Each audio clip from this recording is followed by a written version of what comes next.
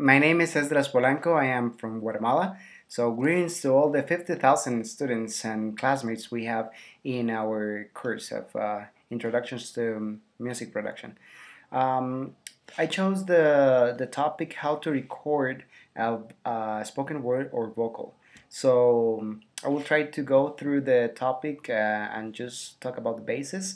Let's say you are interested in do a podcast or even an online radio, you are in the right place because we will try to go through this and give you the basis so you can do a great job. So by now, thank you very much for being in this tutorial. I hope you really like it, and thank you for all the commentaries already.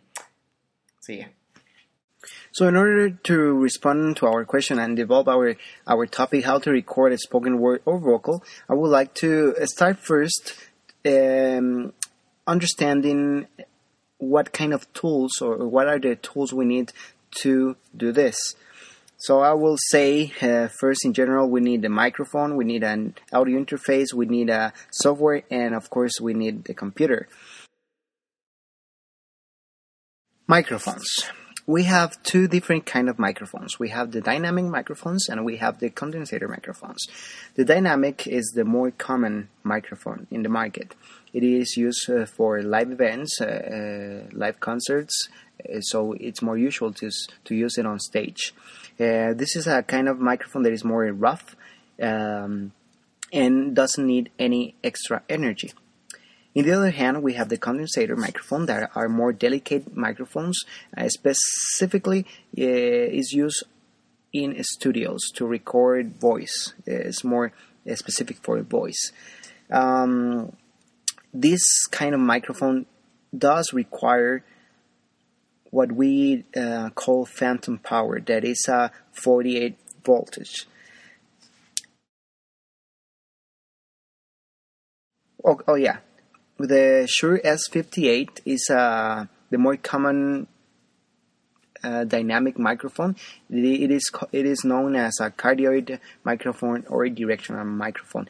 The condensator microphone is omnidirectional. What does this mean? That this means that this kind of microphone, the condensator microphone, can capture all the sounds around the microphone in any other point of the room.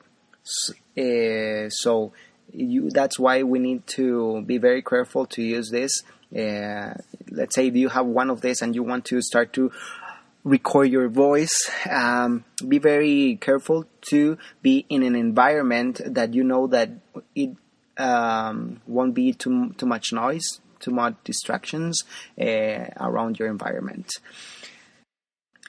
And I will mention another microphone that you can use to record, of course. That will be the computer's microphone. I mean, the one that comes default with the computer. Of course, this won't be a great capacity or professional quality, but you can use it as well. But if you have the money, you have the resources, please buy a condensator that will give you best results. Now let's talk about the audio interface. Here we have an M-Audio pre-USB audio interface, and we will see it in the front. We have the different things like the 1/4 instrument input, the gain control, the 1/8 headphone out, to have like a response, and you can be like a monitor where you can hear what you are recording. Of course, we have the headphone volume control and the phantom power that, as we talk, is very useful and specifically for this kind of condensator microphones to give the extra power, that 48 volts. On the back, we have the USB port. That would be the one where you put the cable and connect to the computer. We have two XLR mic input for balance microphones.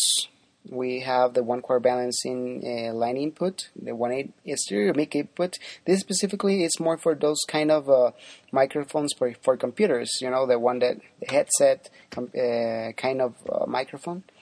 And we have another two 1/4 unbalanced outputs. We can see the 2R and one left for if you want mono or stereo. This is just an example. This is a very basic kind of audio interface. You can find more different kinds, more professional, of course. But for this tutorial, we will be using this as an example. Now we are going to talk about the software, the DAW. That will be the Digital Audio Workstation. And for this tutorial specifically, we will be using GarageBand. That is the one that comes default on every single Mac. And I like this program because it's very basic, it's very easy to use, and it gives you a bunch of different presets, different options that you can use to get a very good project. One thing you need to know when you are buying or getting an audio interface like this M Audio device is to be sure that this kind of device will be work with your operating system. If you are using Windows or a Macintosh, just be sure on the back of your of the box that it says that it's compatible with Mac OS and Windows or the system you used. Perfect. So now that we know what we need to record, let's go to the how.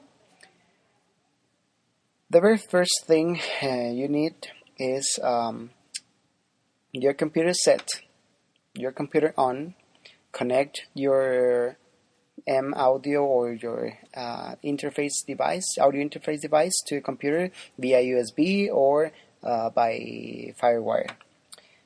Once you have connected, be sure that everything is off. Your phantom power, your device is off. Be sure that your gain control of channel 1, 2, or whatever channel you are using, it's totally off or totally down, at the same as the headphones. Just to be sure that you won't have any noise or click when you connect your devices or your microphone. Now you can connect your XLR mic microphone or microphone cable, connect it to the back of your device. If you are connecting to the channel 1, then your gain control will be the 1. Okay. Now that you have your microphone connected and to the computer and the device connected to the power and to the computer, we now can go to our computer, start our GarageBand program or whatever program you're using. That can be Pro Tools or any other software you are using. Okay, so you have now connected everything and your program is ready. Now you can turn off your audio interface. Turn on now your microphone, and now you can start to give a little bit of gain control. Okay, perfect. So now you can go to your GarageBand and open your GarageBand. Go to new project, and what I like to do is to go to use the podcast option. Now you can choose your podcast option, and it will give you for default the male voice and female voice with the right equalization. so you can use it. And I really like it because you can be, recording everything, and you have these different options here that it is called the DAW In, that gives you to that the voice sounds above the music or above the jingles.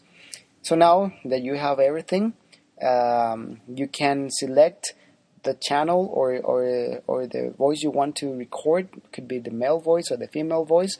Choose the one, and then click on the rec to the recording button that is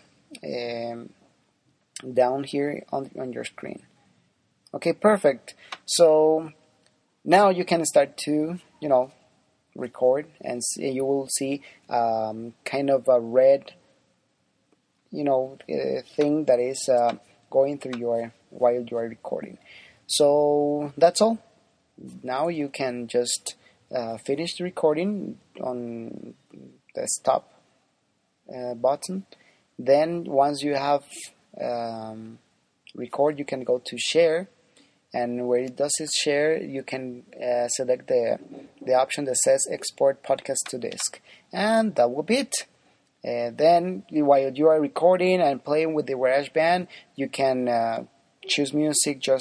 One thing that I just love about Mac is that you just work with drag and drop. So if you want a jingle or you want a song you have on iTunes or something, just drag and drop to the right channel, and you can play with it, mix and everything, and then export as an MP3 ACC type of audio. So thank you very much for listening. I hope everything was very clear. Just remember that if you are using a condenser microphone, before everything and even before record, just push the phantom power button, and that will be helping you to record and to give the extra energy to this kind of microphone.